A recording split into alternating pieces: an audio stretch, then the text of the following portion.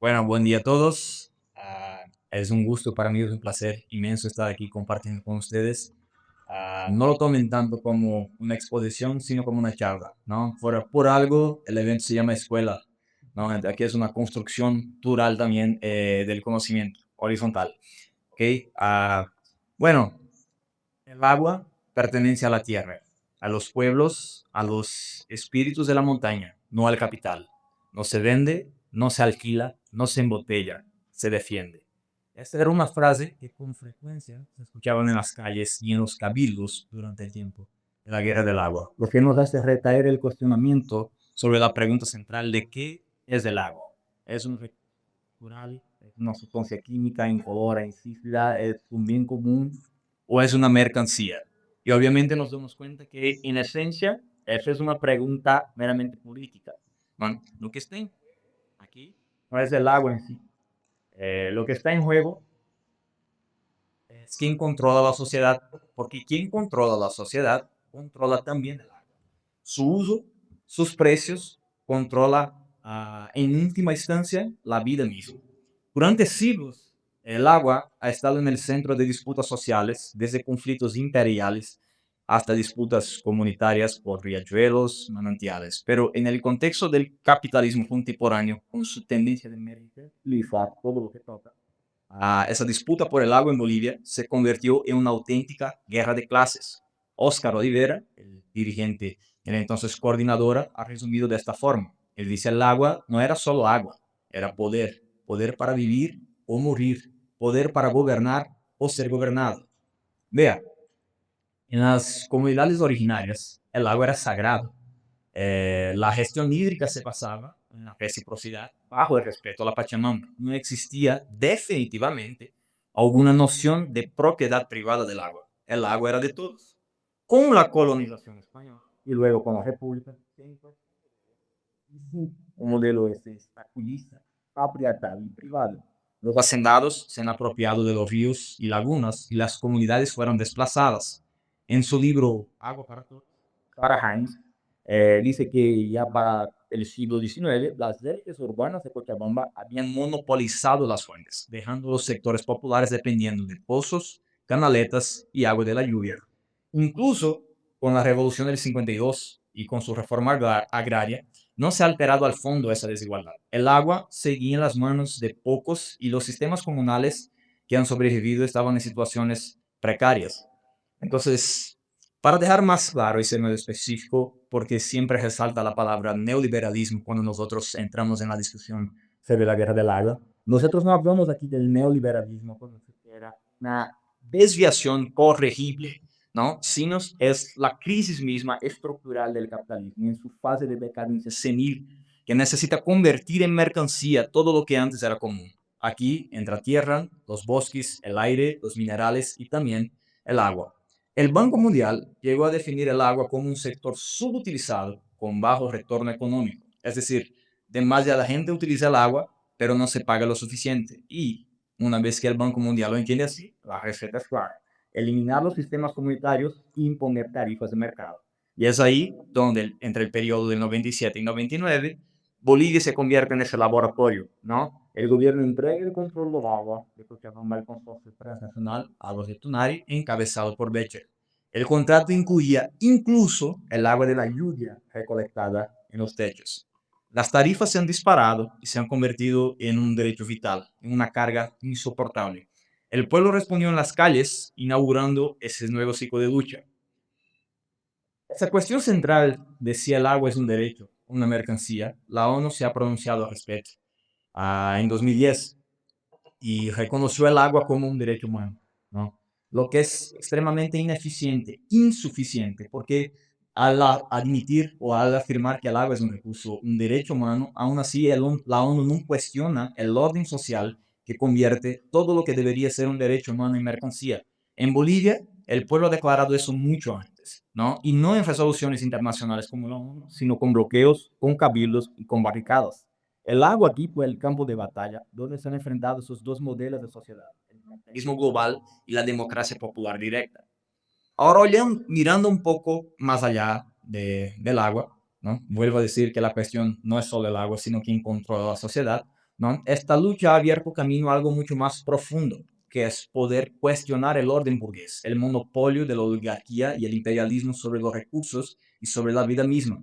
Las masas han demostrado que podrían paralizar el país y echar presidentes, pero que la ausencia de un partido revolucionario permitió a la burguesía recomponerse.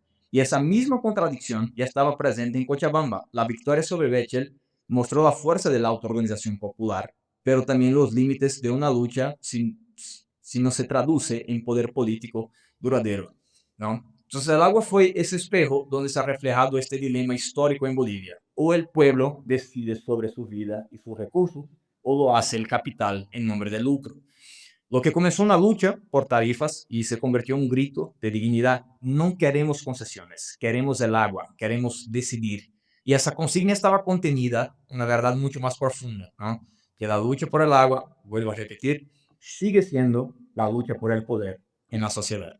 Entonces, en esta discusión nosotros haremos análisis de tres periodos específicos. Uno son los eventos que han llevado a la guerra del agua, preguerra del agua, el otro durante, ¿no? Del agua y del gas, y un siguiente después. ¿Ok? Dando un poco de contexto histórico. Entonces, para comprender la guerra del agua tenemos que situarnos en ese marco el capitalismo boliviano de los fines del siglo XX. Bolivia es un país capitalista trazado, como planteaban las tesis de Pulacayo del 46. La burguesía nacional nunca tuvo ni capacidad ni voluntad de desarrollar el país, porque estaba amarrada por mil lazos al imperialismo y a la oligarquía terrateniente. Su tarea histórica de modernizar la economía, garantizar condiciones dignas, democratizar el acceso a recursos, quedó siempre pendiente. En lugar de eso, los gobiernos bolivianos se han limitado a ser administradores locales de los intereses de las transnacionales y del capital financiero. La crisis en Bolivia entonces refleja ese total de sin salida del capitalismo en Bolivia, su incapacidad para resolver las necesidades más elementales de la población. Para que entendamos eso mejor con algunas cifras, al fines de los años 90, más del 60% de la población vivía en la pobreza. La informalidad laboral superaba 70% y el acceso al agua potable, salud, educación básica era privilegio para minorías urbanas. Y es frente a ese escenario que el capitalismo ha buscado un nuevo campo de saqueo, ¿no? No solo las minas o hidrocarburos, sino también bienes comunes, y entre ellos el agua. Y aquí déjeme hacer un paréntesis, porque esa es la parte de esa charla donde se me vuelve inevitable extrañar a mi ex Unión Soviética. Wow. Porque es justo con la caída de la Unión Soviética que el capital mundial queda sin ese contrapeso. Entonces se impone lo que llaman el neoliberalismo, que en realidad no es más que esa falla senil del capitalismo, como había mencionado antes, que convierte toda mercancía en derecho básico. Y de la forma como nos vende el neoliberalismo, parece que esa fue una conclusión científica, ¿no? Como si todos los líderes mundiales hubieran puesto a estudiar de forma objetiva y lo mejor realmente fuera el neoliberalismo. Pero para nada, no es lo que hacen parecer. Eso fue una imposición del Banco Mundial y del FMI en documentos oficiales, perdón, en inglés, ¿no? Eso ustedes pueden encontrar a un Google de distancia, se llama What Integrated Water Resource Management, que es la gestión integrada de recursos hídricos, es un documento que está en la página del Banco Mundial, dice abiertamente que el agua debe ser tratado como un bien económico, sujeto a leyes de mercado. Significa decir, hola Bolivia, ¿quieres integrarse a la economía mundial? Perfecto. Aquí tienes una lista de medidas que van a garantizar tu permanencia en la periferia del sistema por el resto de tu existencia, ¿no? Entonces el Banco Mundial hace ese diagnóstico de que los sistemas comunitarios y municipales eran ineficientes y subutilizados, lo que se traduce en demasiada gente usa agua, pero no están pagando lo suficiente. Entonces la solución era imponer la privatización. Y así es como Cochabamba se convierte en ese laboratorio neoliberal. En el gobierno de Hugo Banzer se ha entregado todo el sistema al consorcio Aguas del Tunari, encabezado por Becher, ¿no? Con un contrato que llegaba al absurdo, como había mencionado antes, de incluir hasta el agua de la lluvia recolectada. Y lo que pasó, que es obvio que pasaría, las tarifas se han disparado y eso golpeó directamente a las familias trabajadoras. Y con eso, la contradicción fundamental del capitalismo en Bolivia estalló. El capitalismo boliviano era un sistema incapaz de garantizar la vida pero un sistema capaz de venderla al mejor postor. Frente a esa privatización, entonces, no fueron los partidos tradicionales ni el Estado los que han organizado la respuesta, fue el pueblo mismo, desde abajo. En Cochabamba se creó la Coordinadora de Defensa del Agua y de la Vida. En el Alto se han fortalecido las juntas vecinales y los cabildos abiertos. Lo que emergió fue un soviet en el sentido histórico. Y explicando un poco qué es un soviet, la palabra en sí significa consejo en ruso. Surge en la Revolución del 95 y también en 17, como órganos del poder obrero popular. No eran simples sindicatos o asociaciones, eran organismos de democracia directa, donde obreros, campesinos y soldados elegían delegados revocables en todo momento. Y en ellos se discutía no solo cómo protestar, sino cómo organizar la vida social, económica y política. Lenin decía que los soviets eran una forma de poder paralelo al Estado burgués, que podía transformarse en un embrión de un nuevo poder, el poder de los trabajadores. Y aquí en Bolivia, eso fue lo que vimos en Cochabamba y en el Alto. En Cochabamba, la coordinadora no era un sindicato más, era un consejo de consejos. Agrupaba sindicatos fabriles, campesinos, regantes, juntas vecinales, estudiantes y vecinos. Las decisiones se tomaban en cabildos abiertos, las marchas y bloqueos se coordinaban territorialmente. Era, en los hechos, un soviet. En el Alto, durante la Guerra del Gas, en 2003-2005, las juntas vecinales, la Central Obrera Regional se convirtieron en órganos de doble poder. Las masas han llegado a controlar la distribución de gas y de alimentos y organizar la autodefensa y decidir en cabildos las medidas de lucha. Vea, el movimiento revolucionario de las masas no era la causa del caos, era un intento de instituir un nuevo orden social. Y este orden solo podía construirse desde abajo, a través de asambleas revolucionarias, de cabildos y de comités de acción. Es decir, los soviets no son una metáfora, fueron una realidad concreta aquí en Bolivia. Órganos de democracia popular directa que disputaban autoridad directamente con el Estado burgués. Entonces, antes de entrar directamente en los eventos, ¿no? Creo que podemos concluir esta parte, que Bolivia vivía en este callejón sin salida capitalista, pobreza masiva, dependencia imperialista y un Estado al servicio de las transnacionales. El pueblo, al valor de la lucha, encontraba esa propia respuesta, de no esperar nada de la burguesía, sino organizarse en órganos de democracia directa, auténticos soviets andinos que han mostrado el germen de la posibilidad de un poder distinto. El capitalismo había demostrado su incapacidad de garantizar la vida y el pueblo empezaba a demostrar que sí podía. Pero como nosotros vimos, ahora ya hablando de los eventos durante la guerra, ¿no? El contrato con Agua de Tunares fue una entrega total de la soberanía hídrica de Cochabamba. Incluía la red pública, pozos privados y agua de lluvia. El Estado no consultó del pueblo, como si eso fuera a pasar, ¿no? El Estado no consultó del pueblo, firmó en secreto ese contrato y garantizó a la empresa ganancias en dólares sin ninguna inversión inicial.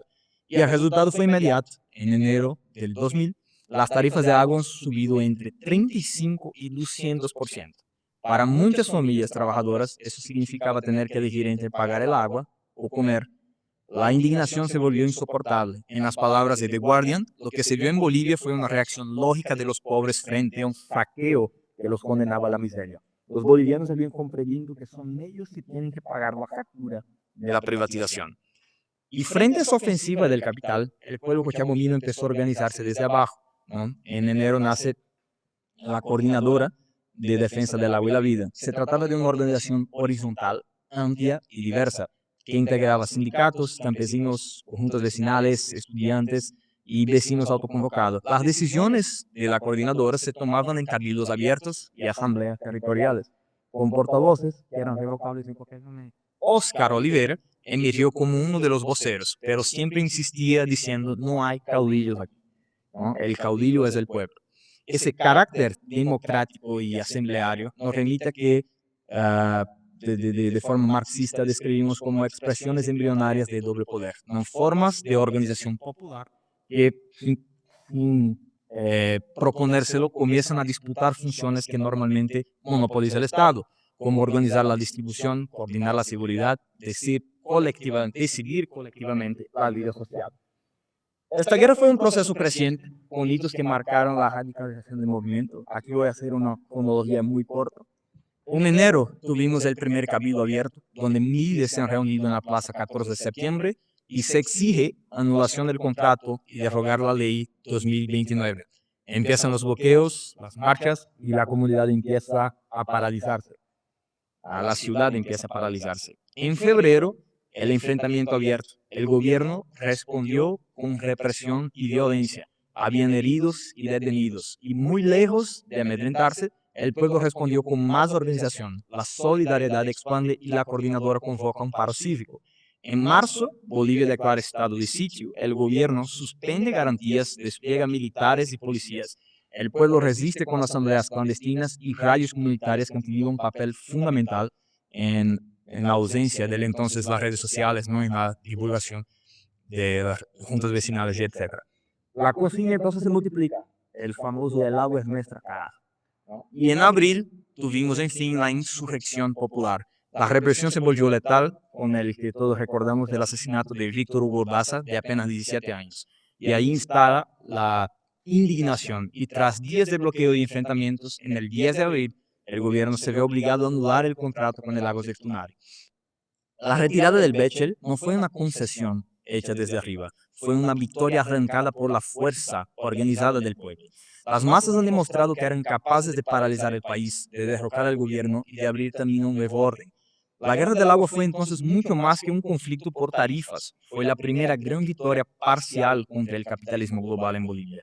Después de décadas de derrotas, ha mostrado que los pobres, cuando se organizan en cabildos, asambleas, coordinadoras, pueden derrotar al Estado y a las transnacionales. En la revista Octubre, que surge después de sus eventos, el número 1 sintetiza de la siguiente forma: la Guerra del Agua reveló un nuevo sujeto histórico, un bloque popular territorializado, plebeyo capaz de disputar poder en hegemonía. Aquí hay que resaltar que no es un mero sujeto histórico, ¿no? O sea, el mismo sujeto histórico actuante desde antes de la Revolución de 52, que remete a esa tradición revolucionaria en Bolivia. Ese es entonces el inicio de un movimiento revolucionario que se ha prolongado durante casi una década, hasta 2008-2009, y que puso en jaque al Estado burgués boliviano. Esa victoria popular que fue arrancada en las calles ha abierto un ciclo de luchas que transforma la correlación de las fuerzas en Bolivia. Después de décadas de derrotas y retrocesos, tras la llamada masacre blanca del 85 que liquidó a 20.000 mineros, el pueblo trabajador volvió a confiar en su propia fuerza. Pero fue una victoria parcial. Se logró expulsar a Bechel, pero no se derrocó al capital. El control del agua no pasó a las comunidades ni a los órganos de democracia directa, sino que volvió a quedar atrapado en CEMAPA y el Estado. El problema central no era quién controla el agua, sino quién controla la sociedad. Mientras el capitalismo siguiera en pie, cualquier soberanía sobre los recursos naturales siempre va a ser muy frágil.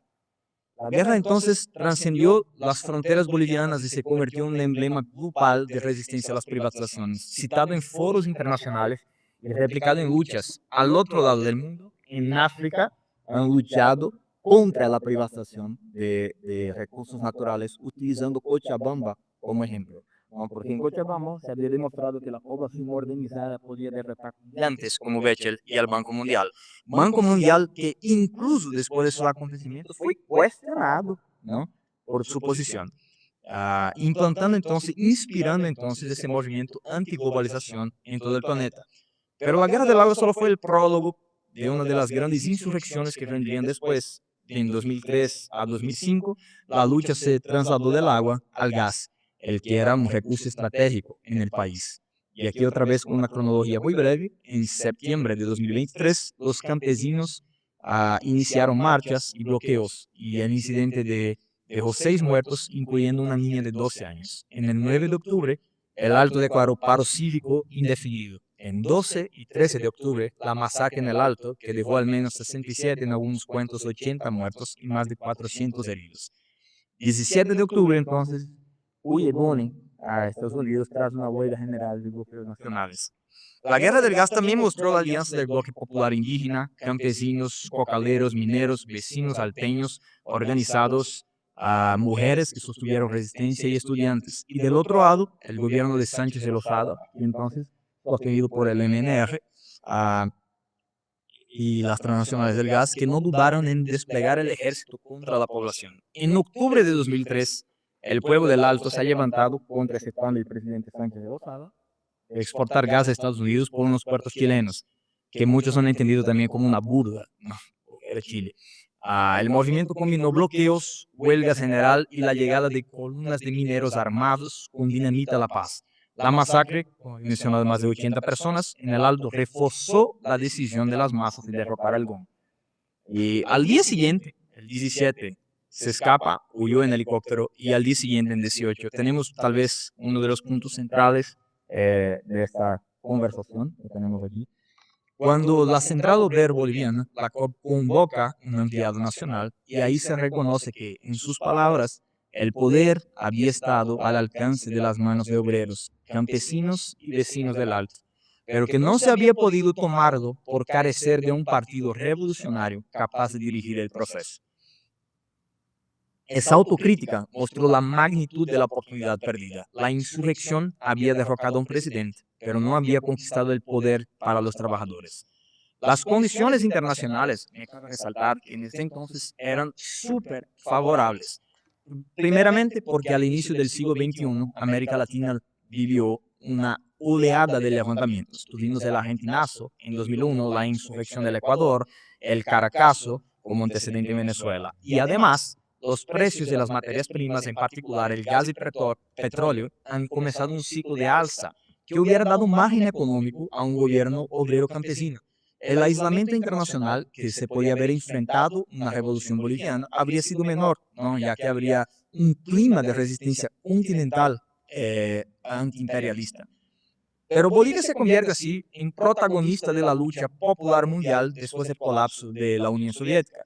Y en momentos en que los movimientos de izquierda en gran parte del mundo estaban en la defensiva, las masas obreras, campesinas e indígenas de Bolivia han demostrado que era posible desafiar el capitalismo y derrocar gobiernos. 2 años después, en 2005, el pueblo repitió la hazaña, y de esta vez fue Carlos Mesa quien cayó, porque era incapaz de conciliar las exigencias del imperialismo con las demandas de nacionalización de los hidrocarburos. En estos días, las masas planteaban claramente la consigna de un gobierno obrero y campesino, y han creado la Asamblea Popular Originaria en el Alto, aunque también fue un embrión del poder alternativo, si lo puedo poner así. Sarah Hines, en su libro, sostienen que la Guerra del Agua fue la cristalización de resistencias en una forma autónoma y territorial. Y eso es cierto en parte, porque no se trató solo de resistencia local. La Guerra del Agua fue posible gracias a la profunda tradición revolucionaria de Bolivia, de 52, de las tesis de Pulacayo, de las insurrecciones mineras, de las milicias obreras, que han alimentado la confianza del pueblo para levantarse. De la misma forma, ¿no? Cuando algunos dicen que nuevo ciclo de lucha se ha abierto desde una perspectiva reformista, ¿no? Como si esas luchas pudieran haber sido absorbidas por el Estado para transformar el Estado de forma gradual. La experiencia nos demuestra todo lo contrario. Cada vez que un movimiento planteó la toma del poder, la falta del partido revolucionario permitió que la burguesía desviara la energía hacia las salidas constitucionales o electorales. Y tampoco es cierto, como había mencionado anteriormente también, a esta idea de un nuevo sujeto histórico, ¿no? El sujeto histórico revolucionario en Bolivia no nació en los 2000. Es la clase trabajadora y campesina que desde la insurrección del 52 hasta los levantamientos del siglo XXI se aparece una y otra vez como protagonista. La novedad aquí no estaba en el sujeto, sino en el pueblo que había tomado su propia tradición tras años de derrotas. Y pasado esos acontecimientos es cuando tenemos el ascenso del MAS al poder en 2005, en su expresión electoral y distorsionada de este ciclo revolucionario. El pueblo votó a Evo Morales como continuidad de la insurrección, con la expectativa de nacionalización del gas, reforma agraria, soberanía frente al imperialismo. Pero los dirigentes del MAS han jugado un papel de contención, han defendido 50% de regalías cuando las masas exigían nacionalización total. Canalizaron la insurgencia hacia una arena constitucional. El Estado asumió parcialmente las demandas populares, pero sin transformar su lógica interna ni entregar poder real a las masas. Por eso la guerra fue una victoria popular, pero también una victoria parcial, ¿no? Ha mostrado que se puede derrotar a las transnacionales, tumbar gobiernos, pero también mostró los límites. Sin una estrategia revolucionaria, sin un partido capaz de unificar o dar dirección a las masas, las conquistas se van a diluir o serán absorbidas por el Estado burgués. Y como lecciones, nosotros tenemos algunas lecciones que son muy claras y evidentes de todo eso. Primero, que la soberanía sobre los recursos naturales no se puede asegurar mientras el capital domine la economía.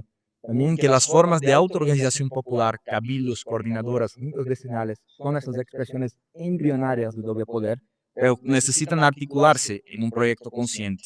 Y por fin, para transformar las victorias parciales en poder duradero, es necesaria la construcción de un partido revolucionario que unifique obreros, campesinos e indígenas en un programa socialista.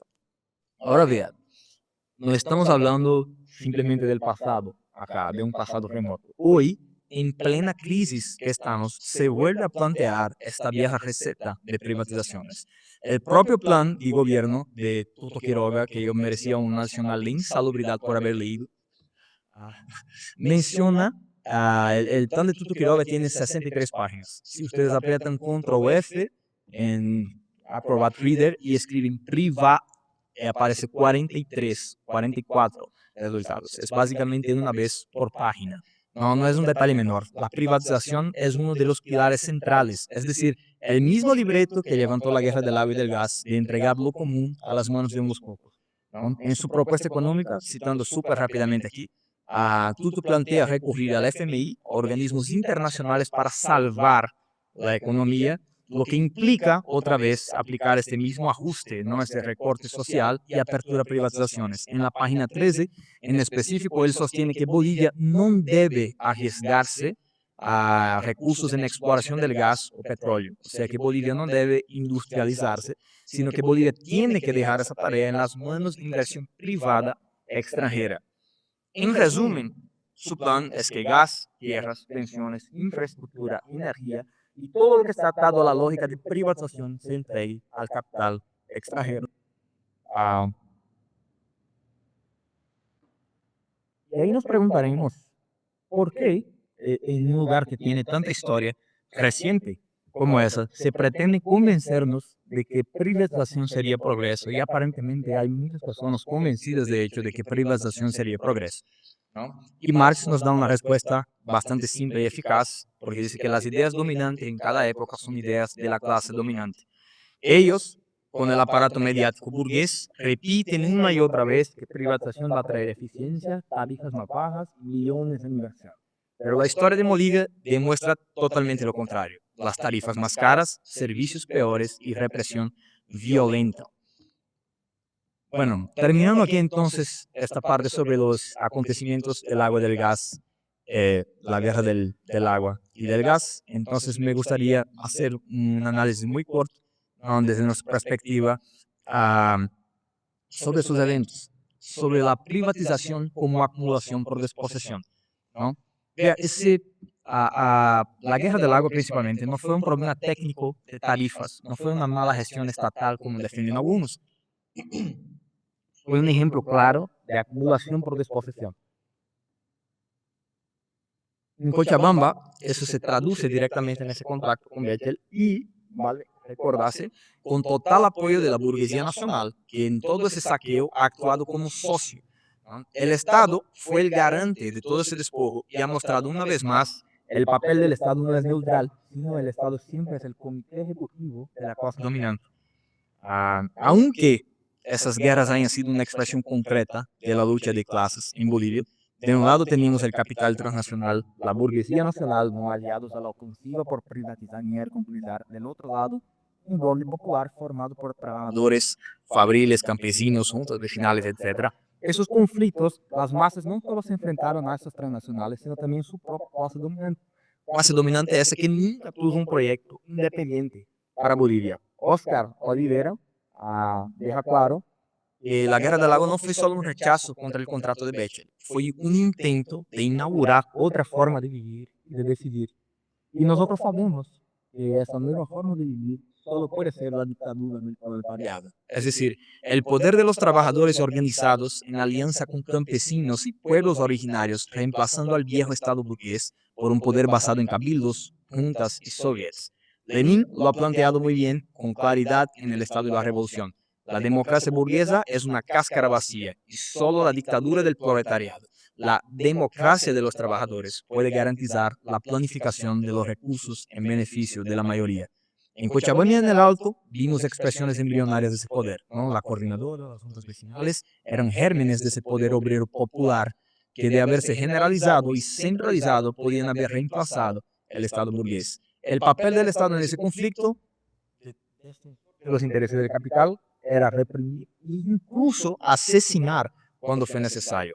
Incluso después de la victoria parcial de abril, el aparato estatal no entregó el control del agua a las masas, sino que lo mantuvo bajo CEMAPA y burócratas reciclados. Y eso demuestra, como advertían las tesis de Pulacayo, ninguna tarea democrática ni nacional puede cumplirse bajo el capitalismo.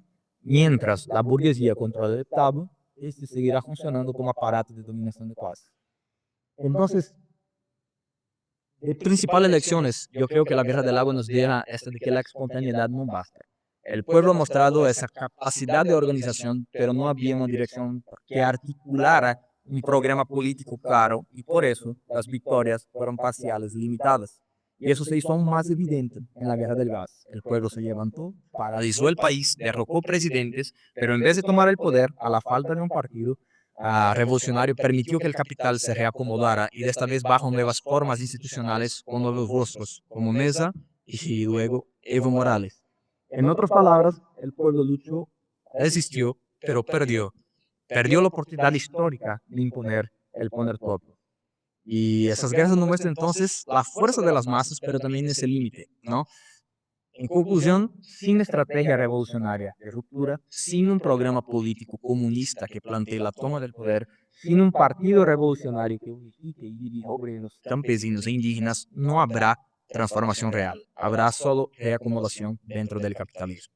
Como decía Trotsky en la teoría de la revolución permanente, las tareas democráticas y nacionales en países atrasados como Bolivia solo pueden resolverse si la clase trabajadora, al frente de todos los oprimidos, toma el poder y avanza hacia el socialismo.